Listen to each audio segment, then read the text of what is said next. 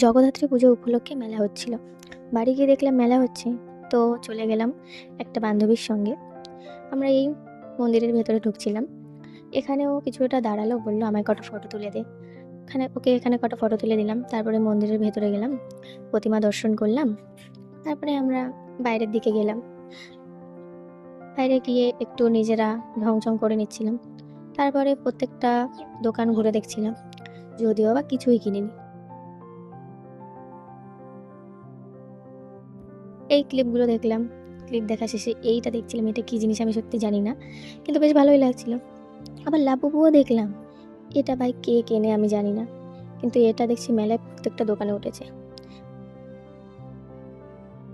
একে আমার বেশ ভালো লেগেছিল, কিন্তু এটাও কিনিনি।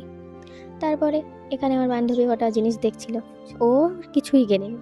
আর এখানে আমরা রিং দেখছিলাম, কেউ তো দিচ্ছে না, তাই নিজেরাই দেখছিলাম, কিন্তু এও কিনিনি। মানে আমরা প্রপার লেভেলের ভিখারি।